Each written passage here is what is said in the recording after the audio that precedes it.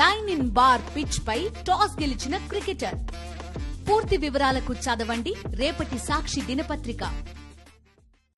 నిన్న జరిగిన సంఘటన ఒక దురదృష్టకరమైన సంఘటన. ఎందుకంటే కడప చరిత్రలో కడప నియోజకవర్గానికి సంబంధించి ఎప్పుడు కని విని ఎరగని విధంగా ఆ సంఘటన జరగడం నిజంగా దురదృష్టకరమైన సంఘటన. సో ఆ రకంగా ప్రొవోక్ చేసే కార్యక్రమం టీడీపీ ఎమ్మెల్యే గారు చేయడము,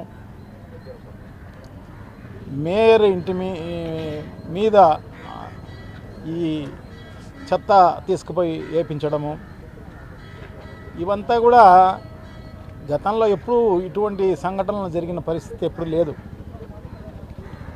ఎలక్షన్స్ వరకు పార్టీలు అనేటివి ఉంటాయి, కానీ ఎలక్షన్ అయిపోయిన తర్వాత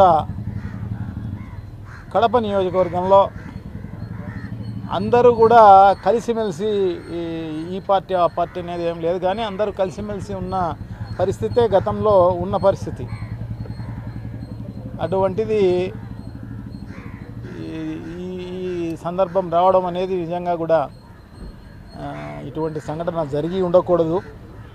సో ఇప్పుడైనా కూడా భవిష్యత్తులో ఎప్పుడు జరగకూడదు అని చెప్పేసి మేమైతే భావిస్తాం.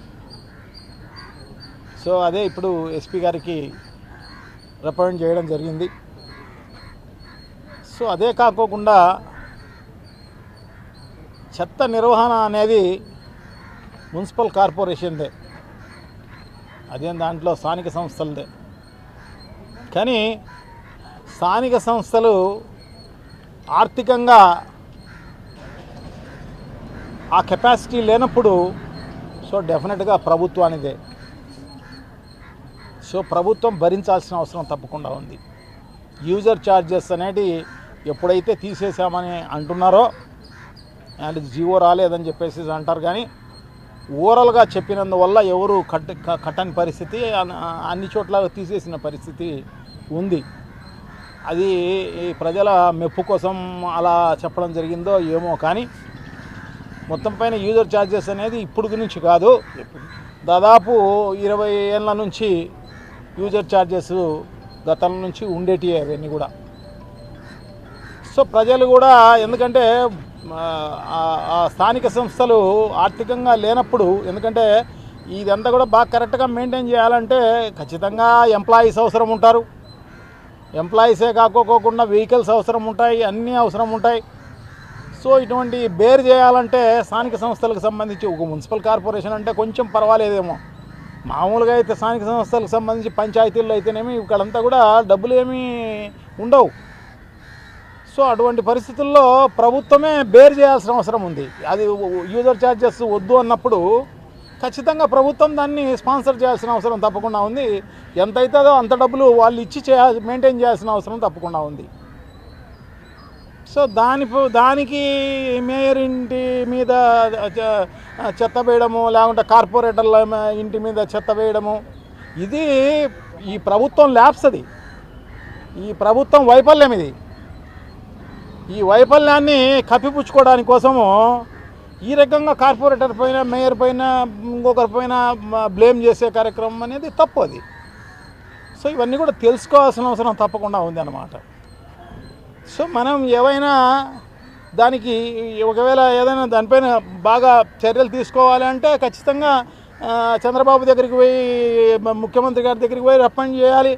మున్సిపల్ కార్పొరేషన్కు ఈ రకమైన పరిస్థితి ఉంది, సో ఇటువంటి పరిస్థితుల్లో మీరు ఇంత డబ్బులు మున్సిపల్ కార్పొరేషన్కి ఇవ్వండి అని చెప్పేసి, మరి టీడీపీకి సంబంధించిన ఎమ్మెల్యేనే కాబట్టి తప్పకుండా రిప్రజెంట్ చేయవచ్చు, ఆ డబ్బులు తీసుకురానివ్వచ్చు, ప్రజలకు మేలు చేయనివ్వచ్చు. సో ఇటువంటి పరిస్థితి. సో భవిష్యత్తులో ఇటువంటి పునరావృతం కాకూడదు అని చెప్పేసి మేమైతే భావిస్తామన్నమాట. సో అదే విషయం ఎస్పీ గారికి కూడా రిప్రజెంట్ చేయడం జరిగింది. ఎస్పీ గారు కూడా సానుకూలంగా స్పందిస్తారు అని చెప్పేసి నేనైతే భావిస్తాను అన్నమాట. నాతో పాటు మా డిప్యూటీ సీఎం అంజద్ బాషా గారు పాల్గొనడం జరిగింది.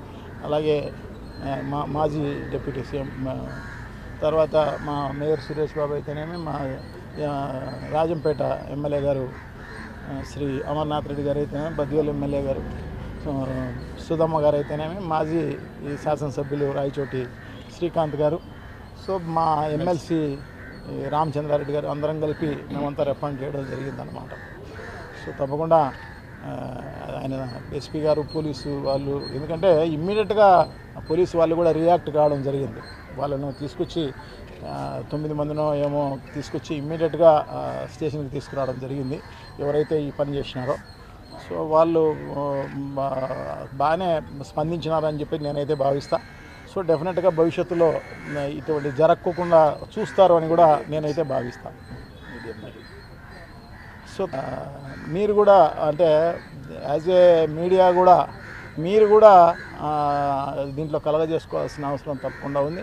ప్రజలకు వాస్తవాలు చెప్పాల్సిన అవసరం కూడా తప్పకుండా ఉంది.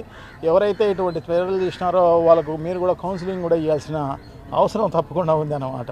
సో తప్పకుండా ఈ రకంగా చేయండి అని చెప్పేసి మిమ్మల్ని అందరినీ కూడా అభ్యర్థిస్తూ, ఇటువంటి చేసిన వాళ్ళను నిజంగా కూడా వాళ్ళపైన యాక్షన్ తీసుకోమని కూడా చెప్పడం జరిగింది.